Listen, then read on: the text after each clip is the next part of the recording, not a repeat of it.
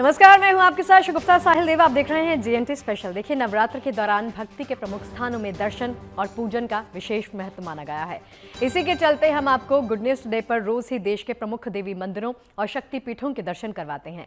साथ ही आपको वहां की कहानी और पौराणिक इतिहास के साथ भी रूबरू करवाते हैं। लेकिन आज हम आपको लेकर जाएंगे देवी के एक ऐसे अनोखे धाम में जो आज सीधे तौर पर भारत का हिस्सा तो नहीं, लेकिन भारतीयों की अगाध आस्था का केंद्र जरूर है। जम्मू कश्मीर में मौजूद शारदा पीठ मां आदि शक्ति का वो धाम है जो देश के विभाजन के बाद भारत से छिटक कर पीओके में चला गया। लेकिन आस्था की ये ऐसी अनोखी डोर है जिसने सदियों से सरहद के दोनों ओर रहने वाले लोगों को जोड़ कर रखा। बरसों से कश्मीरी पंडित देवी के शक्तिपीठ तक यात्रा को सुगम बनाने का संघर्ष करते आ रहे हैं। नवरात्र के पावन मौके पर आज आपको सुनाते हैं शारदा पीठ और उससे जुड़े वैभवशाली इतिहास की कहानी। ये जो मंदिर बना है एक बड़ा सिंबल है हमारा सनातन का और उस शारदा सिविलाइजेशन का, उस तहजीब का, जिसके लिए हमें फख्र है।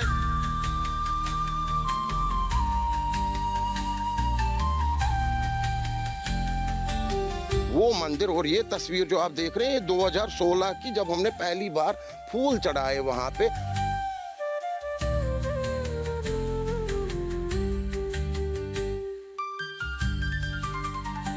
हम 2006 से वैसे इस संघर्ष में है कि शारदा पीठ को खुलवाया जाए। लगभग 80 साल पहले एक कागज के नक्शे पर बेतरतीबी से खींची लकीर ने जमीन को तो बांट दिया, लेकिन भावनाओं का भाग ना हो सका और ना ही हो सका आस्था का गठजोड़। जी, और इनके ये 2 फ्लैग्स यहाँ से कवर कर लीजिए आप उनके। 2 flags means there AJK flag and Pakistan flag. Okay. To the left we go to Muzaffarabad 40 kilometre. तभी तो दशकों बाद भी सरहद की इस ओर से उम्मीद से भरी आंखें निहारती हैं श्रद्धा के उस दर को जो आज सरहद के उस पार है। आदिशक्ति का वो स्थान जो आज सीधे तौर पर भारत का हिस्सा तो नहीं, लेकिन भारतीयों की अगाध आस्था का केंद्र जरूर है। कश्मीर के कुपवाड़ा से 30 किलोमीटर की दूरी पर पीओके के मुजफ्फराबाद से 130 किलोमीटर दूर नीलम, मधुमती और सरगुन नदी की धाराओं के संगम के पास हरमुख पहाड़ी पर करीब 6500 फीट की ऊंचाई पर मौजूद है मां शारदा का धाम। शारदा पीठ को 18 महाशक्तिपीठों में से एक माना जाता है। मान्यता है कि यहाँ माता सती का दायां हाथ गिरा था।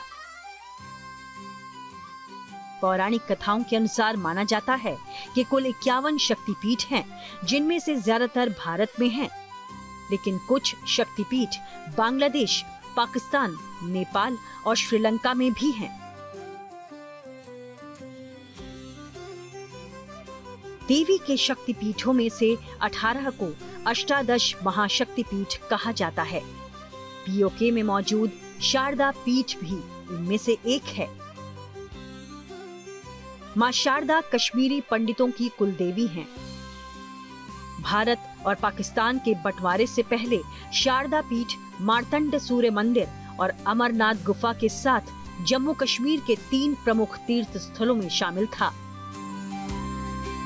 हम यहाँ टीचवाल पहुँचे तो सबने हमसे कहा कि शारदा पीठ मंदिर में जाकर दर्शन ज़रूर करिए, और वाकई सौभाग्य है कि हम यहाँ पर आए, क्योंकि हमारा पौराणिक समयकाल यहाँ से है। ये एक महाशक्तिपीठ की कहानी है जो सरहद के उस पार रह गई है, और यहाँ पर रविंद्र जी आप रहकर, और आपने एक बहुत लंबे समय से ये पूरी लड़ाई लड़ी है। पहले तो हमें माता शारदा पीठ की अहमियत बताइए। देखिए, शारदा पीठ तो एक महाशक्ति पीठ है। यहाँ से जब आदि शंकराचार्य का उधर जाना हुआ और वहाँ पे बुद्धिज्म को डिफीट करके अद्वैत फिलॉसफी ले आके सनातन का पुनर्जन्म, यानी कि बहुत महत्वपूर्ण पीठ है। अगर मैं यूं कहूं, it is Mecca of all Sanatanis, that Sharada Peeth which is lying in ruins in PoK, जो नीलम में हमारा जिला है। 10 जिले हमारे ऑक्यूपाइड है, उसमें नीलम जिले में शारदी गांव है, उसमें हमारी शारदा पीठ है। तो यहाँ जहाँ आप आए हैं, ये एक बेस कैंप हुआ करता था पार्टीशन से पहले, विभाजन से पहले। यहाँ पे मंदिर और सिख गुरुद्वारा था जिसको जलाया गया, नष्ट किया गया। और 2021 में जब हम निकले हैं इस खोज में कि हम 2006 से वैसे इस संघर्ष में है कि शारदा पीठ को खुलवाया जाए। नमस्ते शारदा देवी काश्मीरपुर वासिनी त्वम अहम प्रथिये नित्यम विद्याधनम चेदेहि माही।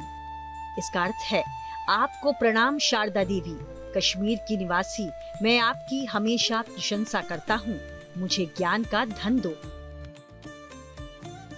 ये प्रार्थना कश्मीरी पंडितों की माँ शारदा की रोज की पूजा का हिस्सा है।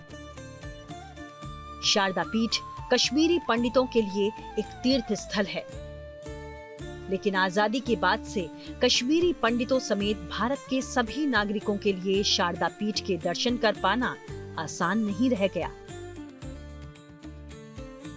1947 में देश के विभाजन से पहले हर साल तीर्थयात्रियों का एक सालाना मेला लगता था, जो 1947 में मंदिर के पीओके में जाने के बाद बंद हो गया था।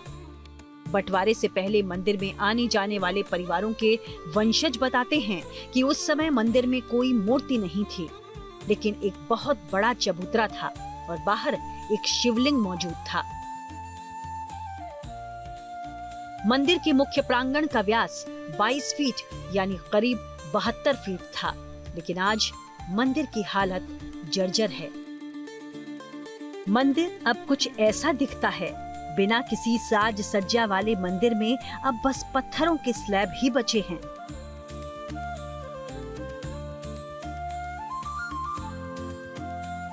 ये अभी जर्जर हालत में, इस हालत में है वो मंदिर। और ये तस्वीर जो आप देख रहे हैं, 2016 की, जब हमने पहली बार फूल चढ़ाए वहाँ पे, उन मुसलमानों ने फूल चढ़ाए। वहाँ एक भी हिंदू नहीं है 10 जिला में, उन मुस्लिम्स ने फूल चढ़ाए हैं जो हमारे साथ इस संघर्ष में मिले हैं उस तरफ के भी। उसके बाद हमने माता की तस्वीर लगवाई, उधर के सुप्रीम कोर्ट का ऑर्डर लिया, डीजी आर्कियोलॉजी का ऑर्डर लिया सैंक्टिटी मेंटेन करने के लिए। काफ़ी कुछ चल रहा है, पर जब तक दोनों सरकारें इस पे आमादा ना हुए कि रिलीजियस टूरिज्म, हेरिटेज टूरिज्म शुरू हो, तब तक रास्ता नहीं खुलेगा। 1948 के बाद किवाड़ बंद है। कई किताबों में शारदा पीठ से जुड़ी एक लोक कथा का जिक्र मिलता है।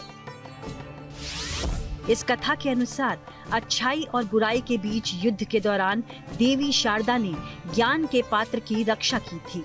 शारदा देवी ये पात्र लेकर घाटी में गईं और उसे एक गहरे गड्ढे में छिपा दिया। इसके बाद उन्होंने उस पात्र को ढकने के लिए खुद को एक ढांचे में तब्दील कर लिया। अब यही ढांचा शारदा पीठ के रूप में खड़ा है।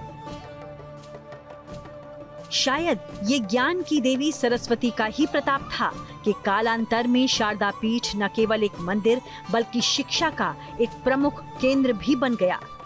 6ठी से 12वीं शताब्दी के दौरान शारदा पीठ के परिसर में शारदा यूनिवर्सिटी थी, जहां पढ़ने के लिए देश विदेश से छात्र आते थे।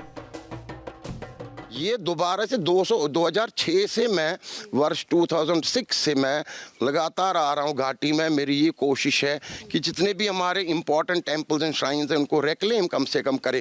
अगर उधर हम रहें ना, या कोई हिंदू है नहीं आसपास, जैसे यहाँ कोई हिंदू नहीं, कोई सिख नहीं, फिर भी गुरुद्वारा चल रहा है, मंदिर चल रहा है। 10,000 यात्री इस वर्ष 1 जनवरी से अब तक आए, पुलिस के पास रिकॉर्ड है यहाँ पे। तो हमारे पास एक दस्तावेज भी है कि 10,000 यात्रियों का टीटवाल आना, last village, rather the first village if we take it of India from this side। तो ऐसा करके ये जो मंदिर बना है एक बड़ा सिंबल है हमारा सनातन का और उस शारदा सिविलाइजेशन का, उस तहजीब का, जिसके लिए हमें फख्र है। शारदा यूनिवर्सिटी सबसे पुरानी प्राचीन यूनिवर्सिटी, तक्षशिला और नालंदा से भी प्राचीन। जहाँ तक बात मंदिर के निर्माण की है, तो मंदिर के निर्माण की सटीक तारीख पता नहीं है, लेकिन माना जाता है कि शारदा मंदिर हजारों साल पुराना है। कुछ इतिहासकारों की माने तो शारदा पीठ का निर्माण 5000 साल पहले हुआ था।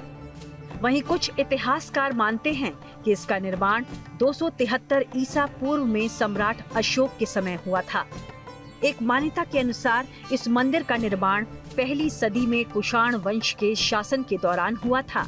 वहीं कुछ शिक्षाविदों का मानना है कि शारदा पीठ का निर्माण कश्मीर पर शासन करने वाले करकोटा राजवंश के ताकतवर हिंदू शासक ललितादित्य मुक्तपीड ने कराया था। करकोटा वंश के ललितादित्य कश्मीर के प्रतापी हिंदू राजा थे। उन्हें कश्मीर का सिकंदर कहा जाता है। उन्होंने कश्मीर पर 724 ईस्वी से लेकर 760 ईस्वी तक शासन किया। उन्होंने कई प्रसिद्ध मंदिरों का निर्माण कराया, जिनमें कश्मीर में मौजूद विश्वविख्यात मार्तंड सूर्य मंदिर भी शामिल है।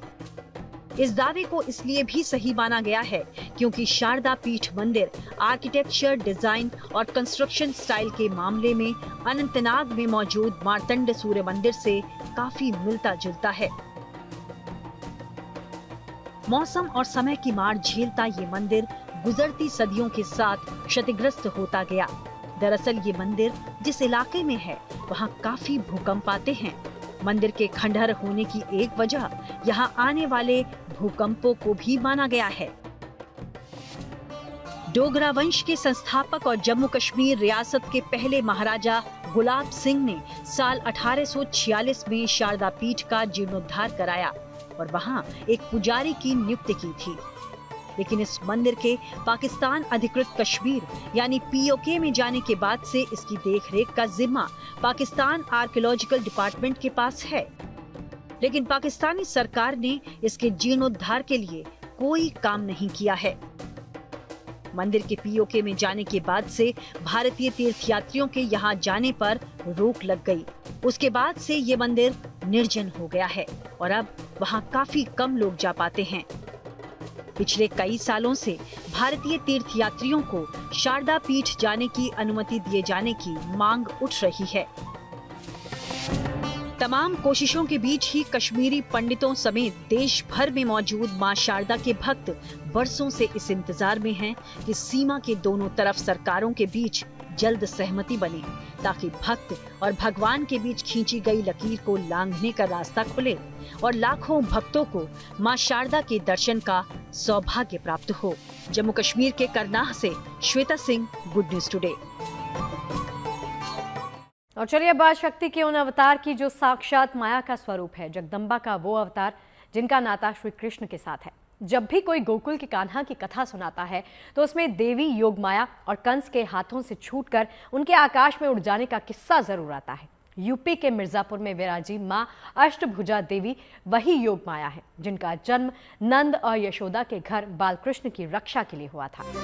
विंध्याचल क्षेत्र में संसार की अधिष्ठात्री देवी मां विंध्यवासिनी के शक्तिपीठ से कुछ ही दूरी पर मौजूद ये मां अष्टभुजा का धाम है। 8 भुजाओं से भक्तों की रक्षा करने वाली मां अष्टभुजा को ज्ञान की देवी कहा गया है। मां अष्टभुजा की कथा उन्हें द्वापर युग में श्री कृष्ण से जोड़ती है। बताया जाता है कि मां अष्टभुजा श्री कृष्ण की बड़ी बहन और नंद यशोदा की पुत्री हैं। इसी संदर्भ में मां अष्टभुजा को नंदजा देवी यानी नंद बाबा की पुत्री भी कहा गया है। इसी तरह उनका एक नाम कृष्णानुजा यानी श्री कृष्ण की बहन के रूप में भी है। यहाँ की ये मान्यता है कि विंध्यस्थाम विंध्य निलयाम विंध्य पर्वत वासिनीम योगिनीम योग मायाम त्वाम चंडिकाम परमाम्यम।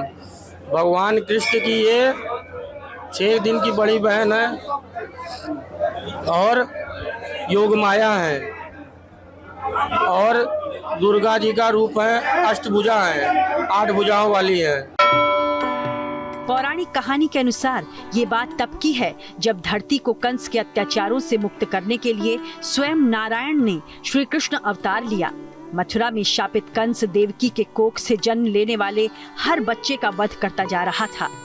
जब कंस के अंत का समय निकट आया तो साक्षात जगदम्बा ने गोकुल के नंदराय जी और यशोदा मैया के घर योग माया के रूप में जन्म लिया।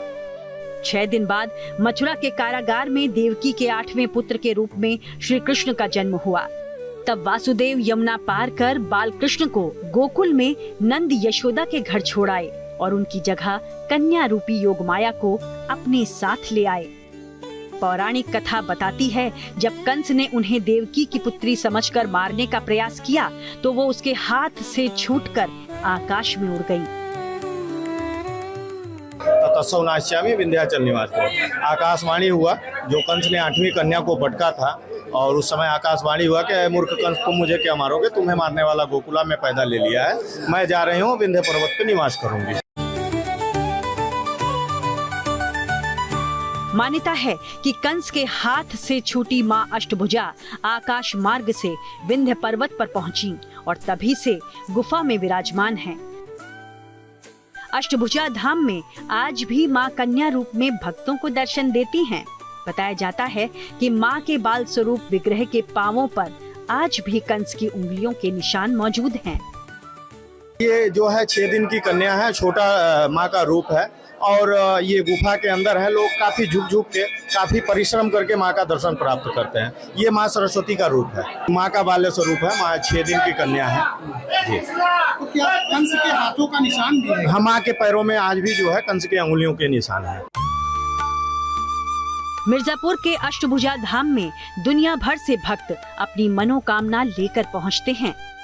माना गया है कि मां अष्टभुजा अपनी शरण में आए भक्तों को सौभाग्य और समृद्धि का वरदान देती हैं।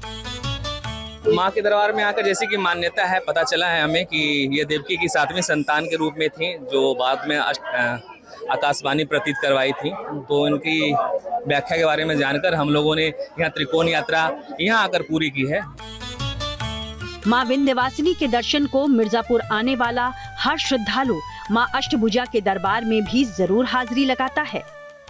तभी तो साल भर यहाँ भक्तों का तांता लगा रहता है। लेकिन नवरात्र के दौरान मां अष्टभुजा के धाम का वैभव अलग ही नजर आता है।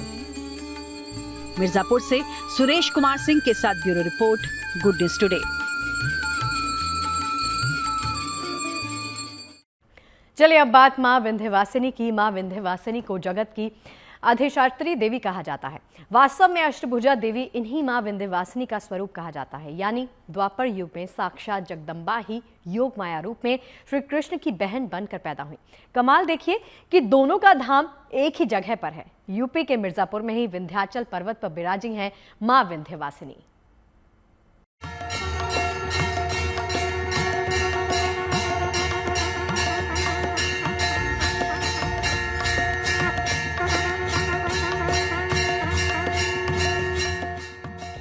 निशुंभ शुंभ मर्दनी प्रचंड मुंड खंडनी बने रणे प्रकाशिनी भजामि विंध्यवासिनी।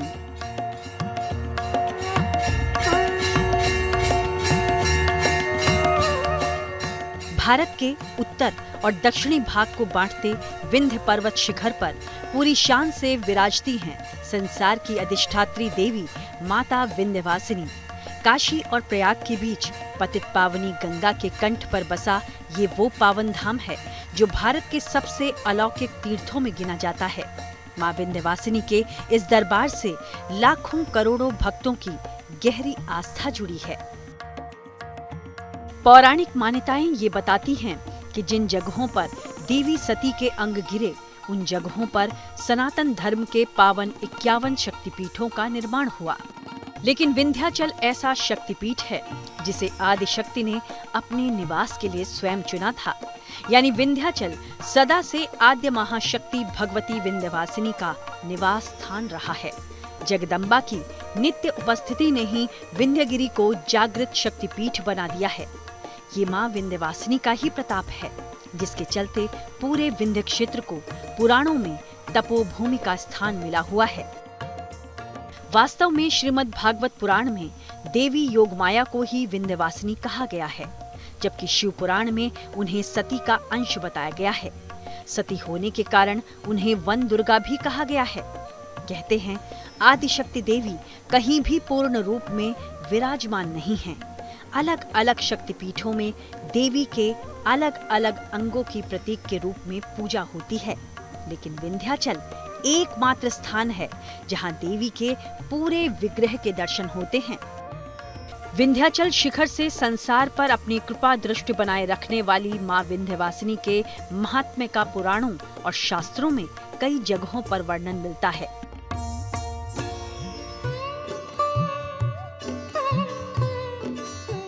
श्रीमद् भागवत के 10वें स्कंध की कथा में वर्णन है कि देवी ब्रह्मा जी के पहले पुत्र मनु और शतरूपा की तपस्या से प्रसन्न होकर उन्हें निष्कंटक राज और वंश वृद्धि का आशीर्वाद देती हैं। इसके बाद देवी के विंध्याचल पर निवास के लिए चले जाने का वर्णन मिलता है। इससे ये स्पष्ट होता है कि सृष्टि के प्रारंभ से ही मां विंध्यवासिनी की पूजा होती रही है। इसी तरह शिव पुराण में भी मां विंध्यवासिनी को सती माना गया है। तो वहीं मार्कंडेय पुराण में वर्णित दुर्गा सप्तशती के 11वें अध्याय में देवताओं के अनुरोध पर भगवती उन्हें आश्वस्त करते हुए कहती हैं कि वो नंदगोप के घर में उनकी पत्नी यशोदा के गर्भ से जन्म लेकर विंध्याचल में जाकर रहेंगी और कालांतर में शुभ निशुंभ का विनाश करेंगी। इसी तरह मां विंध्यवासिनी के विंध्याचल में बसने की पौराणिक कहानी का भी वर्णन मिलता है। पौराणिक कथा कहती है, एक बार हिमालय और विंध्य में प्रतिस्पर्धा शुरू हो गई कि दोनों में कौन ज्यादा विशाल है। इसके बाद दोनों ही अपना आकार बढ़ाने लगे। ऐसे में जब विंध्य पर्वत का आकार बढ़ते बढ़ते इतना विशाल हो गया कि उसकी आड़ से पृथ्वी पर सूर्य का प्रकाश आना अवरुद्ध हो गया और त्राही त्राही मच गई, तब मनुष्यों और देवताओं ने अगस्त्य मुनि से प्रार्थना की कि वो पर्वतों के गुरु होने के नाते विंध्य पर्वत को रोकें। तब सारे पर्वतों के गुरु माने जाने वाले अगस्त्य मुनि विंध्य क्षेत्र में आए। उन्हें देखकर विंध्य पर्वत साष्टांग हुआ तो अगस्त्य मुनि ने उसे वापस लौटने तक यूं ही झुके रहने का आदेश दिया। ये कहकर अगस्त्य चले गए, लेकिन फिर कभी नहीं लौटे। इसके बाद उन्होंने पर्वत के शिरोभाग पर मां भगवती का आह्वान किया। मान्यता है कि विंध्य पर्वत तब से लेकर आज तक अपने गुरु के आदेश पर ही झुका हुआ है और उनके लौटने की राह तक रहा है। वहीं उसके शीश पर मां भगवती तब से लेकर आज तक यूं ही विराजमान हैं।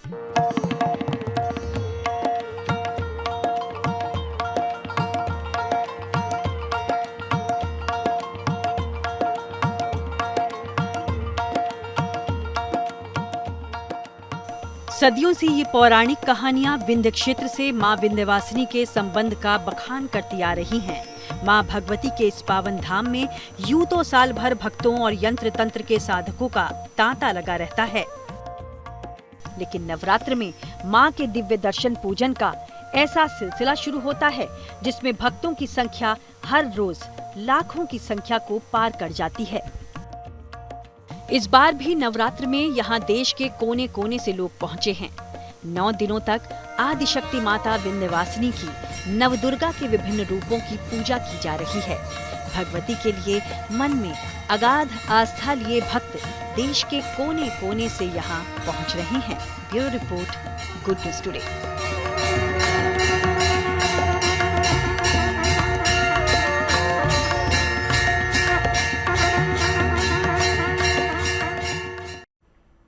और चलिए JNT स्पेशल की आज की हमारी इस खास पेशकश में फिलहाल के लिए इतना ही। देश और दुनिया की तमाम अच्छी खबरों के लिए आप देखते रहिए गुड न्यूज टुडे। नमस्कार।